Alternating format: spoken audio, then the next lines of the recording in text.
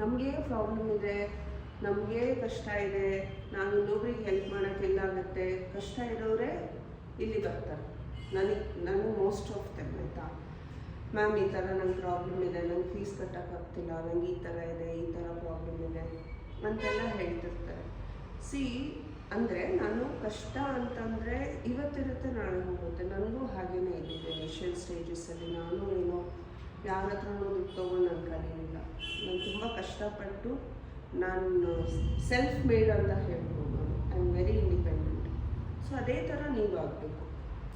ಯಾರೋ ಮಾಡ್ತಾರೆ ಅಂತ ಎಕ್ಸ್ಪೆಕ್ಟೇಷನ್ ಇಟ್ಕೊಳ್ಳೋದೇ ತಪ್ಪು. ನೀವು ಇನ್ನೊಬ್ರಿಗೆ ಮಾಡೋ ಥರ ಆಗಬೇಕು ಅನ್ನೋದನ್ನು ಗೋಲ್ ಇಟ್ಕೊಳ್ಳಿ. ನನಗೆ ಯಾರೋ ಮಾಡಲಿಲ್ಲ, ನಾನು ಅಟ್ಲೀಸ್ಟ್ ಯಾರಿಗಾದ್ರೂ ಒಂದು ಇದ್ರಲ್ಲಿ ಮಾಡಬೇಕು, ಆ ಥರ ನಾನು ಬೆಳಿಬೇಕು ಅನ್ನೋದನ್ನು ಮೈಂಡಲ್ಲಿ ಇಟ್ಕೊಳ್ಳಿ. ಯಾವತ್ತೂ ಅಷ್ಟೇ, ನಾವು ಕಷ್ಟದಲ್ಲಿದ್ದಾಗ ಕೊಟ್ಟಾಗಲೇ ಅದರದ್ದು ಪ್ರತಿಫಲ. ಅಕೌಂಟಲ್ಲಿರೋದನ್ನು ಟ್ರಾನ್ಸ್ಫರ್ ಮಾಡೋದಕ್ಕೂ ಲಾಕರಲ್ಲಿರೋದನ್ನು ಎತ್ಕೊಳ್ಳೋದಕ್ಕೂ ತುಂಬ ಡಿಫ್ರೆನ್ಸ್ ಇದೆ. ಇವಾಗ ನನ್ನ ಹತ್ರ ಇರೋದನ್ನು, ಇವಾಗ ನಾನು ಪ್ರಾಬ್ಲಮಲ್ಲಿದ್ದರೂ ನಾನು ನಿಮಗೆ help ಮಾಡ್ತೀನಲ್ಲ, that is not only materialistic. You have to be supportive, mentally, morally, motivate. Don't degrade anyone.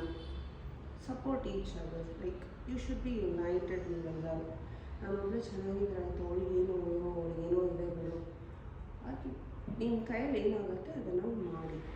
So ಅದರಲ್ಲಿ I am very much impressed. ನನ್ನ ಈ ಇದರಲ್ಲಿ ಬ್ಯಾಚಲ್ಲಿ ಏನು ಅಂತಂದರೆ, ಎನ್ಸಿಟಾ ವಾಸ್ ಲೈಕ್ ಪಿ ಜಿಯಿಂದ ಪ್ರಾಬ್ಲಮ್ ಆಯಿತು ಅಂತ ಅಂದಾಗ ಈತ took over the responsibility. I am really impressed and I want to congratulate. And ಇದೇ ಥರ ಒಂದು 10 ಜನಕ್ಕೆ ನೀವು ಆಸರೆ ಕೊಡಬೇಕು. Please come.